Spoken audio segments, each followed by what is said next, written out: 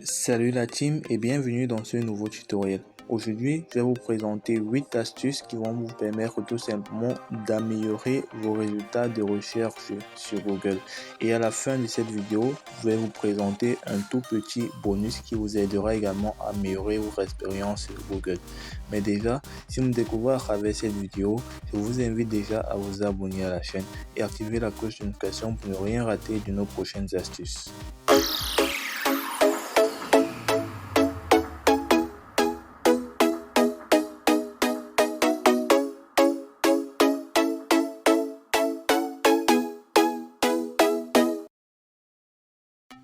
La première astuce est tout simplement de mettre vos tests entre des guillemets. En effet, lorsque vous tapez une chaîne de caractères dans la barre de recherche, Google va tout simplement sonder les différentes pages qui contiennent les différents mots que vous avez tapés et cela dans n'importe quel ordre.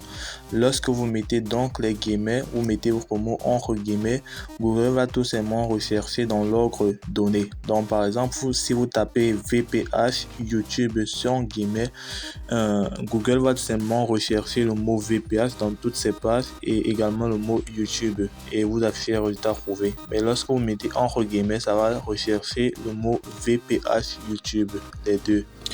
Cette astuce peut être aussi utilisée lorsqu'on veut rechercher un nom. Par exemple, Elondozon, si vous tapez cela dans la barre de recherche sans mettre des guillemets, vous aurez du mal à avoir des résultats convenables. Mais par contre, lorsque vous ajoutez des guillemets, là, il y a un discernement. La seconde astuce est tout simplement de préciser le site dans lequel on lance la recherche. Supposons que vous alliez dans la barre de recherche et que vous tapez HTML.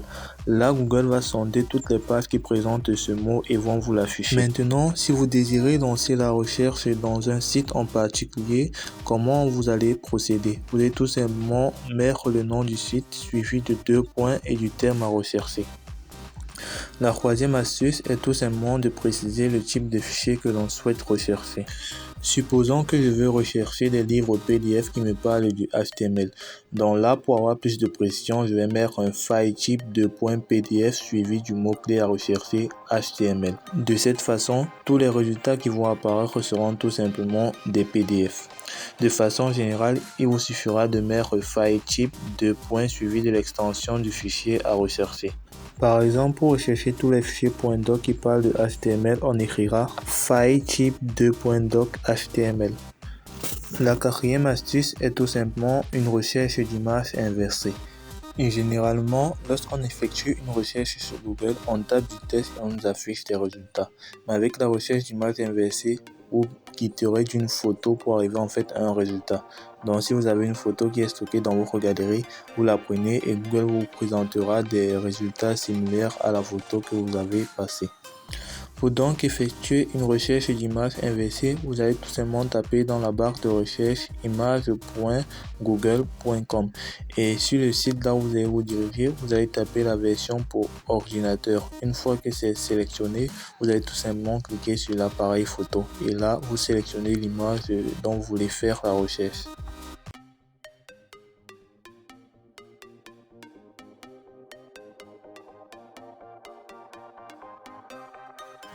Astuce numéro 5, faire une recherche dans des sites similaires. Si vous cherchez une vidéo par exemple sur YouTube et que malheureusement vous n'avez pas de bons résultats, une option c'est d'aller chercher dans d'autres plateformes de streaming.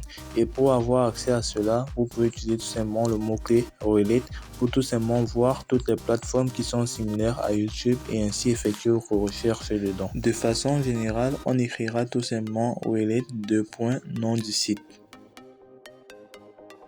Astuce numéro 6, utilisez les mots-clés définis et traduits. Lorsque vous cherchez la définition d'un mot ou tout simplement sa traduction pour avoir un meilleur résultat de recherche, vous ferez tout simplement préciser ce mot de définir de points si vous voulez une définition ou tout simplement de traduire de points si vous voulez une traduction. Lorsque vous ferez cela, Google comprendra automatiquement ce que vous attendez de lui. Astuce numéro 7, utilisez des étoiles si on a oublié un mot. En effet, il se peut que vous soyez incapable d'effectuer une recherche tout simplement parce que vous avez oublié un mot. À la place, vous pouvez tout simplement remplacer ce mot par une étoile et ce que Google fera, c'est vous présenter toutes les recherches qui correspondent aux différents mots manquants. Par exemple, si vous tapez l'amour en genre étoile, ça vous mettra plusieurs historiques de recherche, plusieurs recherches qui correspondent au thème que vous avez ancré. L'astuce numéro 8 est tout simplement d'exclure certains termes de la recherche. Supposons que vous faites une recherche sur les meilleurs footballeurs au monde. Dans le classement, vous aurez sans doute Lionel Messi dans les premières places.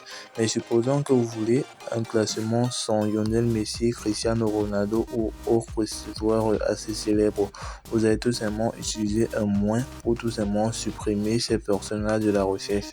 Donc vous allez taper meilleur joueur du monde moins Lionel Messi et ça vous affichera tous les résultats sans Lionel Messi dans la barre de recherche. Ici l'opérateur moins veut tout simplement dire 100. Donc lorsqu'on dit meilleur joueur du monde moins Lionel Messi, ça veut tout simplement dire meilleur joueur du monde sans Lionel Messi. Donc ça nous affichera un classement où il est exclu. À présent, le petit bonus de cette vidéo, il s'agit en fait des raccourcis pour les conversions sur Google. Supposons par exemple que vous voulez convertir du mètre par seconde en kilomètres par heure. Donc sans doute par exemple 120 mètres par seconde, vous voulez savoir combien c'est égal en kilomètres par heure.